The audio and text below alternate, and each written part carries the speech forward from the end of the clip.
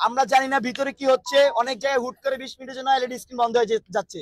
এই যে কার্জন হলে 20-25 মিনিটের মতো এলইডি স্ক্রিন বন্ধ ছিল।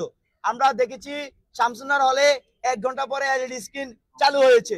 আমরা দেখেছি রুকে হলের মধ্যে এখানে যারা সংবাদকর্মী বন্ধুরা ছিলেন অনেকে জানতে চেয়েছেন ভিতরের তথ্য, অনেককে সেখানে প্রবেশাধিকার দেওয়া হয়নি। সংবাদ মাধ্যমের বন্ধুরা আমাদেরকে জানিয়েছেন। এরকম ভাবে প্রত্যেকটা কেন্দ্রে কোঅর্ডিনেটেড ভাবে প্ল্যান্ড ওয়াইজ আমরা দেখছি যে ভোটকে ম্যানিপুলেটেড করার ট্রাই করা হচ্ছে, এখানে ইলেকশন ইঞ্জিনিয়ারিং করা হচ্ছে। এই আশঙ্কা আমরা গত সপ্তাহব্যাপী ধরে আমি বলে আসছিলাম। এখানে একটা অংশ তারা নির্বাচনকে বানচাল করতে চায়, নির্বাচনে ম্যানিপুলেট করতে চায়। আমি সংবাদ সম্মেলনে বলেছিলাম 300 যদি করে প্রতি হলে ভোট কনভার্ট করতে পারে 5600 ভোট কিন্তু কনভার্ট হয়ে যায়। একজন প্রার্থীকে জিতে আনার জন্য এর চেয়ে বেশি প্রয়োজন নাই। এবং এখানে এই ধরনের কার্যক্রম আমরা আজকে কিন্তু কার্যক্রম করতে যত ধরনের দরকার, সিমটম দরকার, সব ধরনের সিমটম কিন্তু আমরা আজকে দেখেছি। আমরা জানি না ভিতরে কি হচ্ছে। দেশবাসী এবং ঢাকা বিশ্ববিদ্যালয়ের শিক্ষার্থীকে এই বিষয়গুলো আমার মনে হয়েছে আমাদের অবগত করা উচিত। আপনাদেরকে অবগত করি। পাশাপাশি আপনারা আরেকটা জিনিস জানবেন, মির্জা আব্বাস বিএনপির স্থায়ী কমিটির সদস্য, তিনি ঢাকা বিশ্ববিদ্যালয়ে পড়েন নাই মনে হয় কখনো। তো উনি আজকে ঢাকা বিশ্ববিদ্যালয়ে এসে হাজির হয়ে বসে আছেন। আজকে কিন্তু ঢাকা বিশ্ববিদ্যালয়ের শিক্ষার্থী, শিক্ষক, কর্মকর্তা, কর্মচারী ছাড়া, সংবাদ মাধ্যমের বন্ধুগণ ছাড়া কারোই কিন্তু প্রবেশের কোনো সুযোগ নেই। মির্জা আব্বাস কিভাবে ঢাকা বিশ্ববিদ্যালয়ে প্রবেশ করেছে সেই প্রশ্ন আমি এই যে প্রধান নির্বাচন কমিশনার বিএনপিপন্থী তাকে আমি সেই প্রশ্ন রাখতে চাই। আমি প্রশ্ন রাখতে চাই, এখানে ঢাকা বিশ্ববিদ্যালয়ের আশেপাশে আমি ঘুরে এসেছি, দেখলাম যে অনেক জনসমাগম এবং শুনছি যে তারা নাকি বিএনপির কর্মী।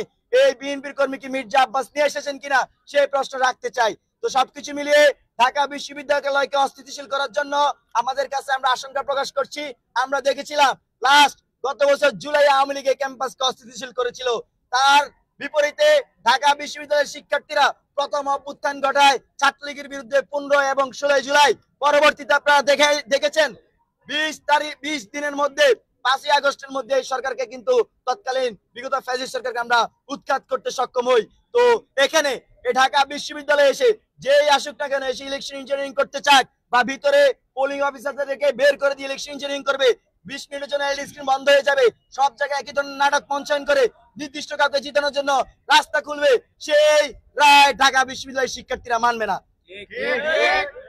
আমরা খুবই স্পষ্ট ভাবে বলতে চাই, জুলাই অভ্যুত্থানের পরে এই যে ছাত্র সংসদ গুলো প্রত্যেকটা বিশ্ববিদ্যালয়ে, এটা জুলাই অভ্যুত্থানের ফসল, এটা ছাত্রদের রক্তের ফসল, জীবনের ফসল। এই ফসলকে যারা কলঙ্কিত করতে এসেছে তাদেরকে ছাত্ররা দেখে নেবে, দেখে নেবে, দেখে নেবে।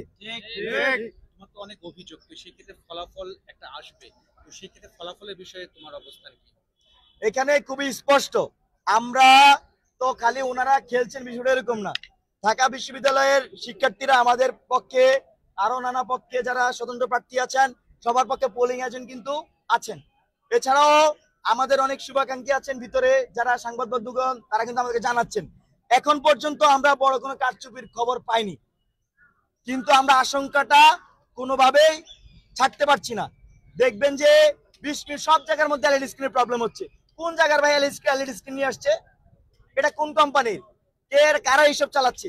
আমরা তো টিসিতে খেলা দেখি, আমরা তো নাটক দেখি, আমরা তো ক্যাম্পাসে অনেক প্রোগ্রাম আয়োজন করি, কোথাও তো আমাদের এলইডি স্ক্রিন 20 মিনিটের জন্য বন্ধ হয়ে যায় না।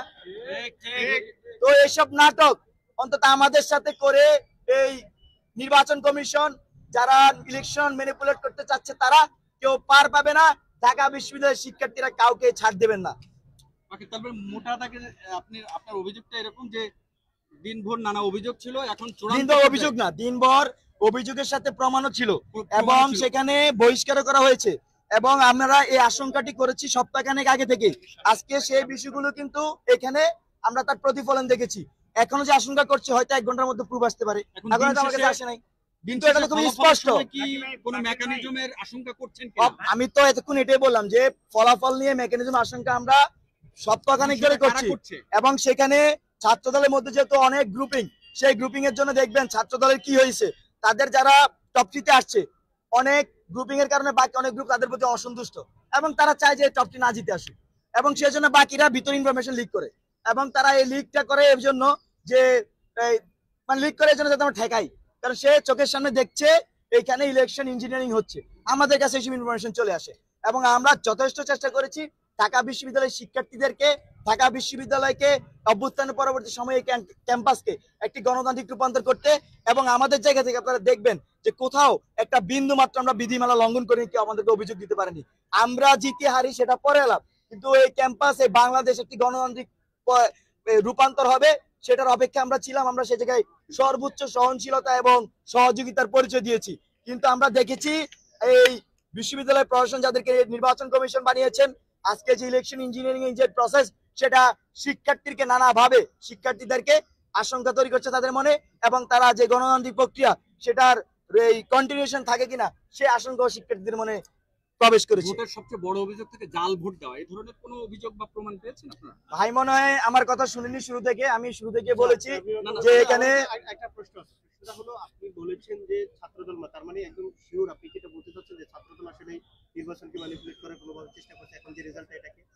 না, আমি বলেছি যে যেহেতু এখানে ওনাদের মধ্যে বিভাজন, ছাত্রদলের অনেকগুলো গ্রুপিং, আমি বলি যে মির্জা আব্বাস আসছেন, বিএনপি নেতারা এখানে আসছেন, তার মানে কি সেই বিষয়টিকে আপনি আশঙ্কা করছেন কিনা, নাকি মনে ধারণা করছেন? ধারণা করা কিছু নাই। মির্জা আব্বাস সরাসরি ঢাকা বিশ্ববিদ্যালয়ে প্রবেশ করার কোনো সুযোগ নাই। মির্জা আব্বাসের তিনি ঢাকা বিশ্ববিদ্যালয়ে কেউ না, তিনি বিএনপির অনেক বড় নেতা হতে পারেন, তাকে আমি সম্মান করবো, সমস্যা নাই।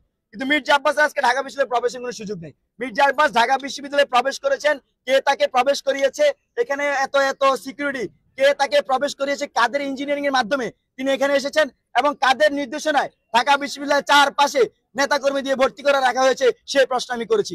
এখানে খুবই জিনিসটি স্পষ্ট, খুবই স্পষ্ট। এখানে ভাই আবার প্রশ্ন করেছেন যে ইলেকশনের ভোট জালিয়াতি, আর দুই তিনটা তো প্রমাণিত হয়েছে। এটা তো আমি শুরু থেকে বলছি, এটা তো আমার মনে হচ্ছে নতুন করে জিজ্ঞেস করার কিছু নাই।